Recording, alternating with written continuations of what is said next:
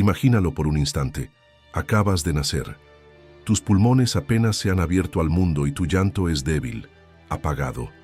No sabes que ese sonido, ese suspiro inicial, puede ser lo único que determine si vives o mueres. No es un mito. En Esparta, el simple hecho de nacer no te daba derecho a la vida. Era apenas el inicio de un juicio silencioso, donde la fragilidad se pagaba con sangre y el castigo se aplicaba sin compasión, sin demora, y muchas veces por manos que jamás deberían matar, las de tus propios padres.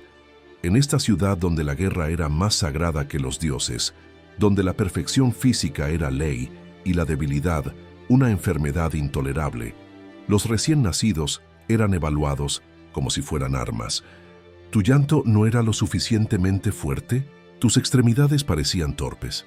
Tu columna mostraba una leve curvatura. No importaba cuánto amor trajeras al hogar.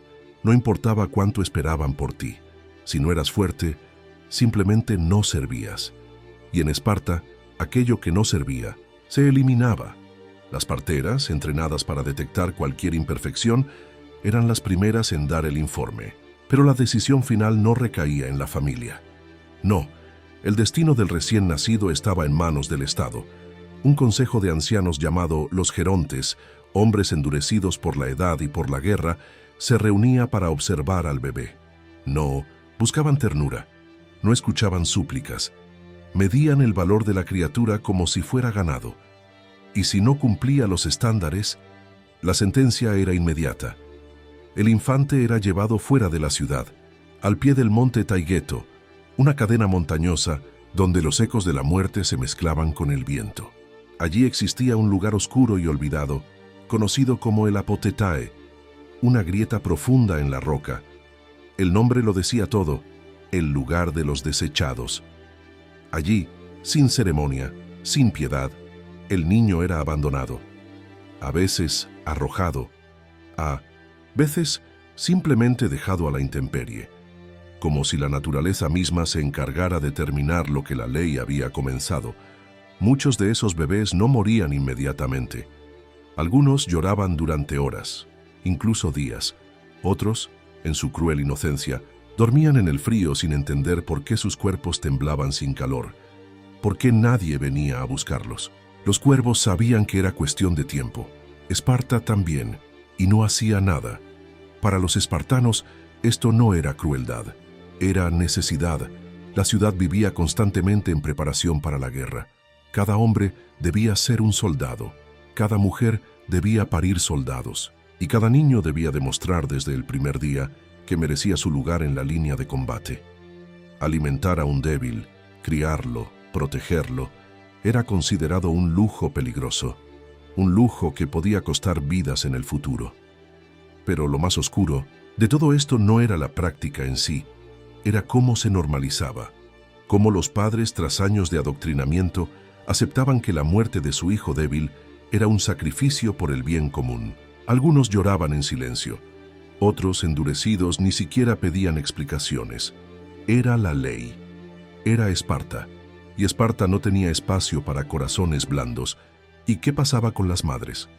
Algunas intentaban esconder la debilidad de sus hijos, ajustaban vendas, ocultaban temblores, fingían normalidad. Pero las parteras eran implacables, habían sido entrenadas para detectar lo invisible. Para ellas, el error no era permitir que muriera un inocente, sino dejar vivir a un futuro problema. En muchas casas, el llanto del bebé no era motivo de alegría, sino de tensión, porque si no lloraba lo suficiente, era sospechoso. Si lloraba demasiado, también lo era. Cada gesto, cada reacción, cada respiro era examinado como si la vida dependiera de ello, porque dependía.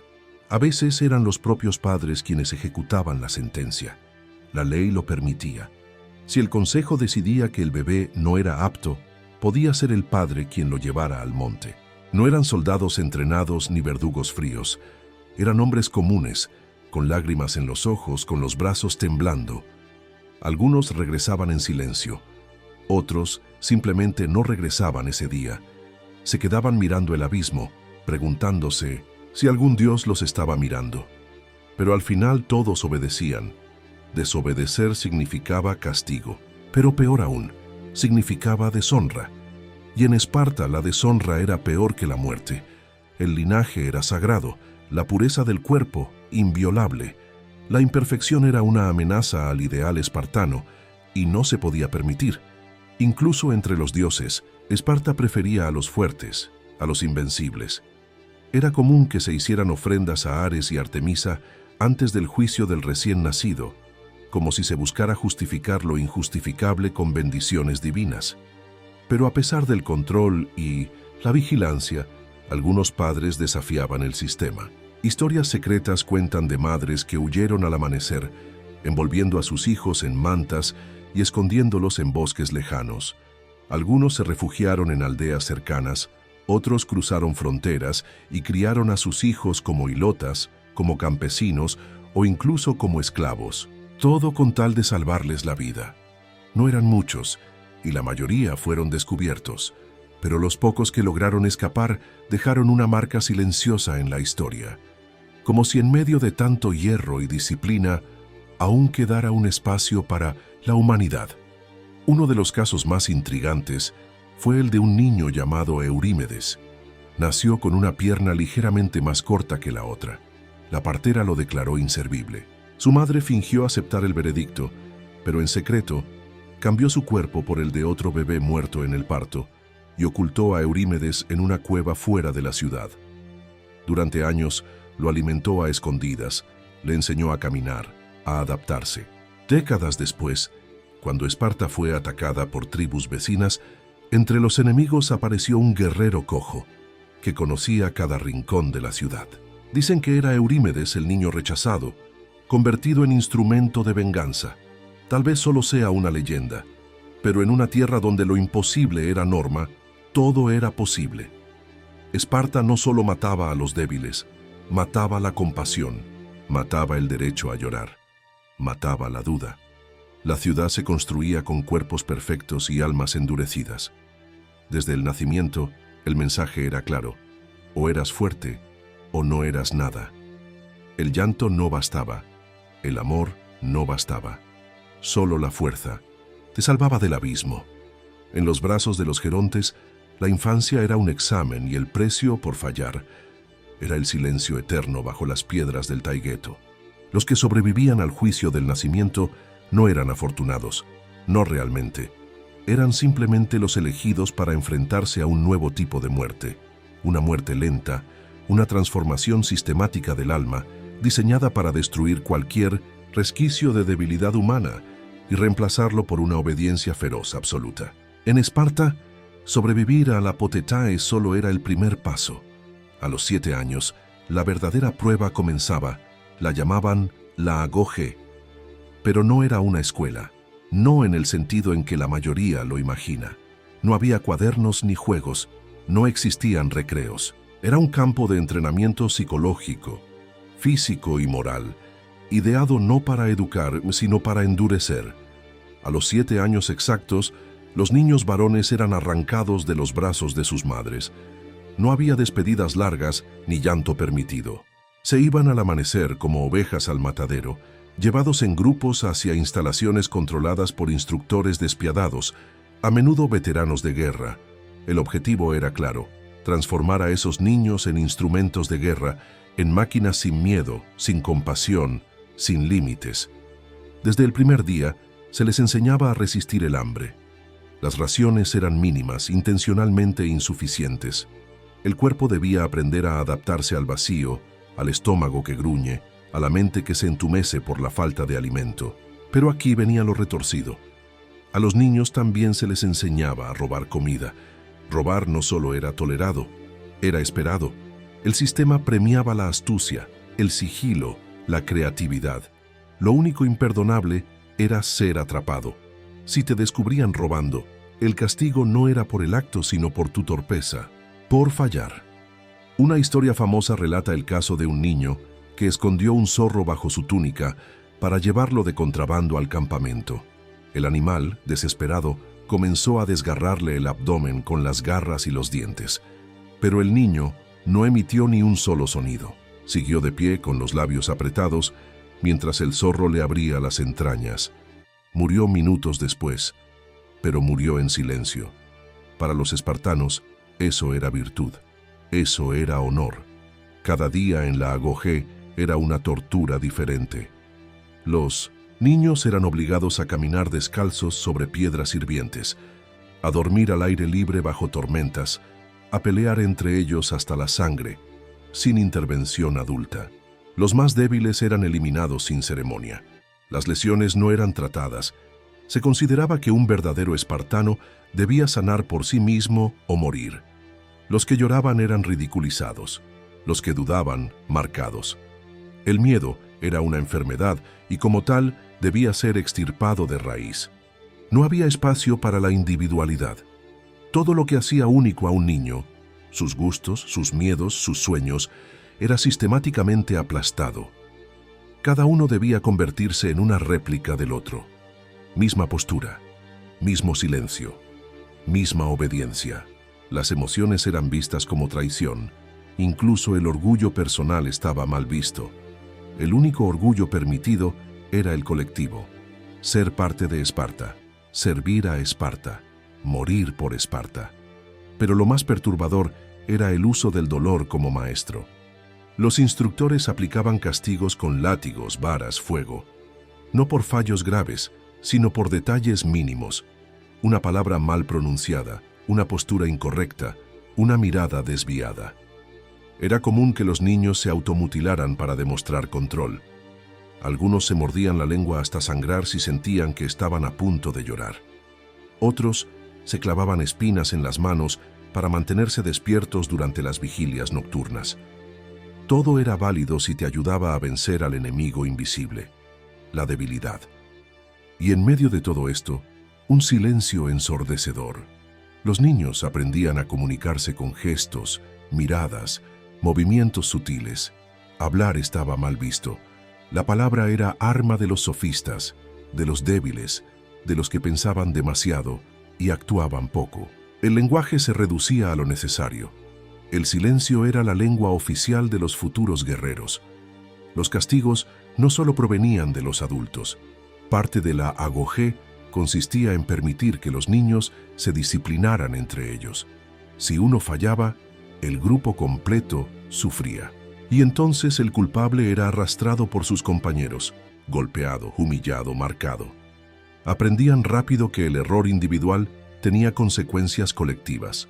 Así se forjaba la lealtad, en el miedo compartido, en el dolor compartido.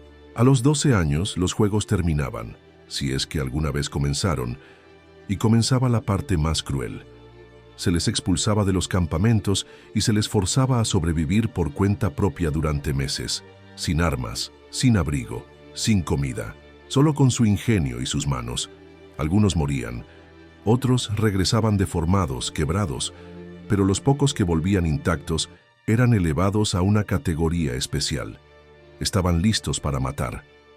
Porque sí, el siguiente paso no era entrenar con espadas de madera ni estudiar estrategias. Era asesinar, literalmente.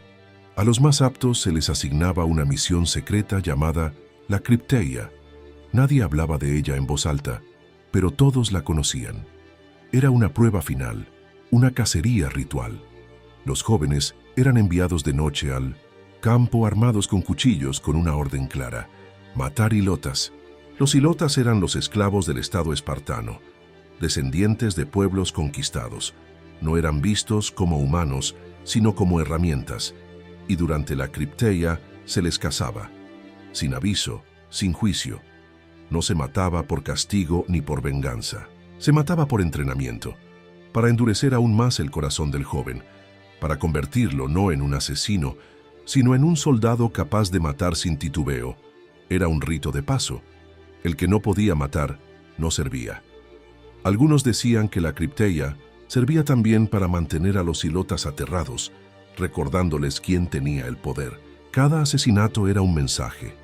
Cada cuerpo dejado al amanecer era una advertencia, y los jóvenes que regresaban con las manos manchadas eran celebrados. No se les preguntaba cómo, solo si lo habían hecho. La sangre era su diploma. Y así, el niño que había sobrevivido al monte que había resistido el hambre, las heridas, el silencio, la soledad y finalmente la caza, se convertía en un hoplita, un guerrero de verdad, un espartano completo. Le entregaban su escudo, su lanza, su honor, y le decían una frase que ya conocía desde pequeño, pero que ahora tenía un peso diferente: con él o sobre él. Es decir, regresa con tu escudo o muerto encima de él. La rendición no era una opción. El fracaso era una vergüenza eterna. Lo que Esparta creó no fueron hombres, fueron símbolos, monumentos vivientes de obediencia, crueldad y eficiencia. Y lo más aterrador de todo es que funcionaba, porque cuando esas criaturas salían al campo de batalla, no conocían el miedo, no sentían dolor, no pensaban en la muerte, solo sabían avanzar, cortar, resistir. Eran carne moldeada por el Estado, lanzada contra los enemigos con la precisión de una flecha, y aunque miles caían, los que quedaban seguían avanzando en silencio, siempre en silencio. Cuando el joven espartano se convertía oficialmente en guerrero, ya no le pertenecía a sí mismo. Era propiedad del Estado, una extensión viva del cuerpo militar de Esparta. Desde ese momento, toda decisión personal quedaba anulada. No elegía cuándo amar, cuándo dormir, cuándo morir. Todo estaba arreglado, todo respondía al interés de la polis. La libertad individual era considerada una amenaza. Solo existía un propósito: servir y morir con honor. A los 20 años, un espartano ya era considerado un soldado de pleno derecho, pero no vivía en su casa. Aún no. Permanecía en los barracones junto a sus compañeros, comiendo la misma comida insípida, entrenando día y noche, vigilando los límites de la ciudad. Incluso si se casaba, algo permitido desde los 30 años, debía visitar a su esposa en secreto, en la oscuridad, y regresar al cuartel antes del amanecer. El deber estaba primero. El amor, si existía, debía aprender a ocultarse. Los matrimonios, por cierto, eran arreglados no por sentimientos, sino por conveniencia. La mujer debía ser fuerte, sana, fértil. No se buscaba belleza ni dulzura, sino resistencia. La esposa debía criar hijos duros, no ser un refugio emocional. Se esperaba que las madres entregaran a sus hijos al sistema sin vacilar, sin llorar, como ofrendas al fuego eterno de Esparta. Una madre orgullosa no decía «mi hijo vive», sino «mi hijo murió bien». La guerra era el escenario natural del espartano adulto. Vivía para ella, la soñaba, la respiraba. Y cuando llegaba el momento de marchar al frente, el ritual era breve. Se afeitaban la barba, peinaban el cabello con aceite de oliva, se colocaban sus capas escarlatas, el color de la sangre, y formaban filas sin emitir un solo sonido. Nada de cánticos, nada de discursos heroicos, solo pasos firmes. La guerra no era una gloria que se buscaba, era una rutina inevitable. Los ejércitos enemigos temblaban ante los escuadrones espartanos, no por su número, pues muchas veces eran superados, no por sus armas, que eran similares a las de otros pueblos. Era el silencio, ese maldito silencio que helaba la sangre. Avanzaban como sombras, con escudos perfectamente alineados, sin romper, formación sin gritar. El choque era devastador, cada golpe era medido, cada movimiento entrenado miles de veces. Un espartano no improvisaba, respondía como una máquina letal, precisa, y cuando un espartano caía en batalla, jamás era retirado. No se recogían cadáveres, no se hacían funerales con flores ni oraciones. La única excepción era si moría en combate o dando a luz, en el caso de las mujeres. Solo entonces el nombre era recordado. Solo entonces el cuerpo era cubierto con honores. Todos los demás morían como vivieron, para el Estado, no para sí mismos.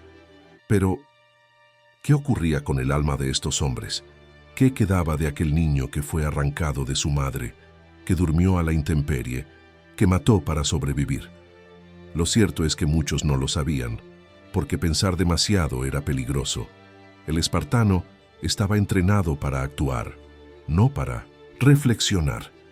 La filosofía, el arte, la duda, eran privilegios de otros pueblos. Atenas producía pensadores, escultores, soñadores. Esparta producía guerreros. Punto. Los pocos que sobrevivían más allá de los 40 años, una rareza considerando la brutalidad del entrenamiento y las guerras constantes, eran admitidos en el Gerusia, un consejo de ancianos que asesoraba a los reyes. Allí, por primera vez, se les permitía hablar, opinar, pensar, pero para muchos ya era demasiado tarde. Llevaban décadas sin expresar emociones, sin cuestionar nada. La mayoría solo repetía lo aprendido, como ecos de una tradición implacable. Esparta no se preocupaba por el legado cultural. No dejó grandes templos, ni tratados filosóficos, ni poemas eternos. Lo único que dejó fueron leyendas, historias de valentía, de disciplina, de una frialdad casi inhumana. La historia de Leónidas y sus 300 hombres en las Termópilas no fue una excepción, fue una culminación. Una muestra perfecta de lo que el sistema espartano producía. Hombres dispuestos a enfrentarse a un ejército entero sabiendo que morirían, pero sin retroceder. Y mientras otros pueblos celebraban la vida, los placeres, la belleza, Esparta celebraba la muerte útil, el sacrificio silencioso, la entrega total. Su gloria no residía en lo que construyó, sino en lo que estuvo dispuesto a destruir de sí misma para alcanzar la perfección militar. Hoy, siglos después, muchos admiran a los espartanos como modelos de coraje. Películas, libros y videojuegos han romantizado su figura pintándolos como héroes invencibles. Pero la verdad incómoda es que fueron víctimas de su propio mito. Desde que nacían, no eran personas, eran proyectos de guerra. Vidas programadas para servir, sufrir y morir. Y cuando uno mira hacia atrás, a esos bebés evaluados sobre una roca, a esos niños sangrando por una palmada mal dada, a esos jóvenes cazando esclavos en la oscuridad, uno se pregunta, ¿valió la pena? ¿De qué sirve la fuerza si viene al precio del alma? ¿Qué se gana al eliminar todo lo humano para crear un monstruo perfecto? Tal vez la verdadera tragedia de Esparta no fue su caída, fue su éxito, porque durante siglos logró su objetivo. Produjo los guerreros más temidos, más obedientes, más letales, pero en el proceso olvidó cómo ser humana.